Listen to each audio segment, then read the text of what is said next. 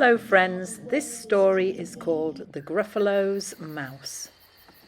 Life in the deep dark wood, at least for prey species, is full of surprises, especially if you're a mouse. There's furry fang fox, surprise. Beak talon owl, oh surprise. Smooth slinky snake, surprise. The mice in the deep dark wood lived their lives in a constant state of anxious vigilance, keeping to the shadows, burrows, tunnels, nooks and crannies, always looking over their shoulders, sleeping with one eye open, testing the water before getting in, hedging their bets, knowing that sooner or later their own personal surprise was going to jump out on them. Until, that is, the day when one mouse decided to step out of his comfort zone. It wasn't that he was attempting to be a hero. He was just sick, tired and disillusioned with his predicted life outcomes. The constant feeling of dread, ennui and a churning feeling in his stomach that he carried with him 24/7. It should be said that free mice in the deep dark wood didn't live all that long. 12 to 18 months at most. That's between 25 to 34 years old in human terms. All this mouse could see, stretching for the rest of his life until he was eventually surprised, was fear. Fear of hunger, a string of dead-end jobs, failed romances, broken promises and taxes. And when you present it like that, it's not really fear. It's just anxiety, because fear is an unsustainable emotion in the long term, but anxiety is a low-level sort of fear that can stay with you for your whole life, change you emotionally and physically on every level, but it just seems a little less serious than actual fear itself. Although not officially, this mouse had all the hallmarks of a disenfranchised male, lost in life with no purpose or goals, and therefore ideally placed to partake in risk-taking activities highly likely to end with a surprise. If he'd been a human, he might have tried alcohol, drugs, knife crime, dangerous driving, skydiving, rock climbing and unprotected sex. However, he was just a mouse in a deep, dark wood. And so it was that on one auspicious and historical day, a mouse, the mouse, took the stroll through the deep, dark wood. First he smelt, then he heard, and finally he saw the furry-fanged red fox surprise, and felt a little disappointed that it was about to happen so quickly. It was all going to be over so soon. So the mouse was taken off guard when, instead of biting his head clean off, the furry-fanged fox spoke to him. "Where are you going to, little brown mouse? Come and have lunch in my underground house." What the mouse didn't know was that this was the first time the furry-fanged fox had ever spoken to a meal before. The mouse, instead of screaming like a girl, decided to go out fighting and instill within the fox a little of the fears that he'd carried with him his whole life. He replied, "It's terribly kind of you, Fox, but no, I am going to have lunch with a Gruffalo." Knowing that he can't outrun or outfight his attacker, the mouse relied on his intellectual wits to survive. The mouse described a being that would frighten Fox enough to leave him alone. He relied on an evidence-based set of shared cultural assumptions to do his job for him. He used all the senses of a prey animal, excellent hearing, vision and scent, to create a concept of fear personified, and the fear took the form of a creature with terrible tusks and terrible claws and terrible teeth in his terrible jaws.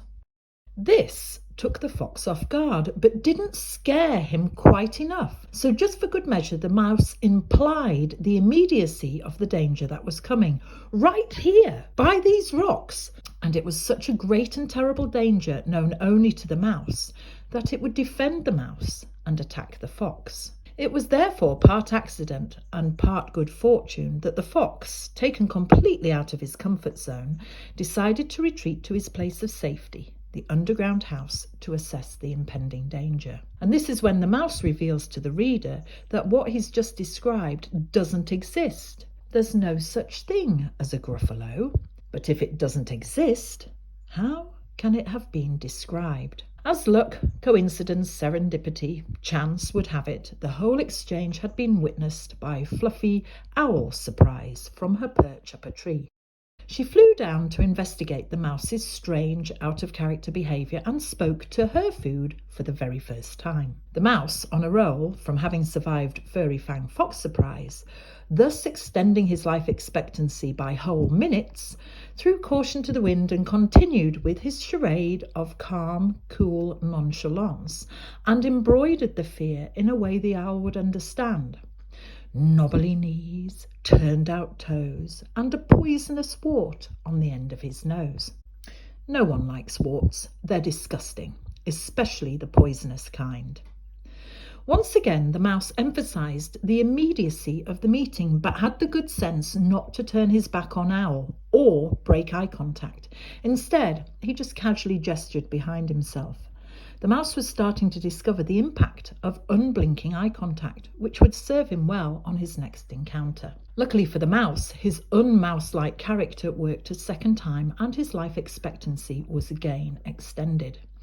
To be fair, this is a made-up story. In a real-world situation, it's unlikely our hero would have made it this far. But for the sake of the story, Mouse survives Fox and Owl for the very reason that although he looks like a mouse, he is not acting like a mouse. In fact, he's as unlike anything the deep dark wood knows about mice as it was possible to be. And that is what had kept him safe. But it also changed him from the inside out. By facing his very real fears instead of running from them, the mouse was changing, yet the actual very real risks he was taking had not. And so it was that a more confident, self-assured and knowledgeable mouse came face to face with smooth, slinky Snake Surprise and didn't back down. Instead, he faced his foe unblinking. After all, he'd cheated death twice already, lived far longer than he'd ever dreamed. What's the worst that could happen? Well, slow asphyxiation before being swallowed whole is definitely not a nice way to go. This was not the first time that Snake had talked to his food. Being a reptile and rather cold-blooded, he quite enjoyed the game of hypnosis, abject fear, and the adrenaline freeze response he usually elicited from his meals. He considered it made them more tenderly succulent. But he was not prepared for the confident, unwavering gaze from the mouse, or the idea that a large and terrifying creature with orange eyes, black tongue, and purple prickles was due to arrive at any moment. So, like the fox and the owl before him, he erred on the side of caution and retreated to a place of safety for now. This is the point in the story when things get really freaky, because everything the mouse had described, everything that had previously never existed, that had been unthinkable, became real. Science fiction stories are full of ideas that haven't been invented yet, and then they get invented, and this was just like that. The catch-all term for this is manifestation. The mouse manifested the most frightening creature he could think of, and that creature became real. It's like asking the universe, and the universe will provide. Mouse was the first person to meet the Gruffalo for the very first time. Meanwhile, the Gruffalo, having been imagined into existence as a fully grown sentient being, had no idea that he wasn't real and had only been born moments before. This worked in the mouse's favour because when the Gruffalo appeared before him, he knew straight away what it was. But the Gruffalo, although he didn't know it at the time, didn't know how he was supposed to be. So it was that the mouse was able to use the same trick on the Gruffalo that he had used on the fox, the owl and the snake. He created a being that was infinitely more frightening than the Gruffalo. And the Gruffalo, having only been imagined to be frightening to foxes, owls and snakes, and only being a few moments old, was intrigued. So it was that the personification of fear was able to be controlled by the weakest, timidest creature in the wood. This happens all the time in the real world. The mouse strolled back through the deep dark wood with the Gruffalo following behind, and he taught the fox, the snake and the owl the meaning of fear. Then, with all his enemies gone, the mouse sent the Gruffalo away and enjoyed a nut in the peace and tranquility of the forest.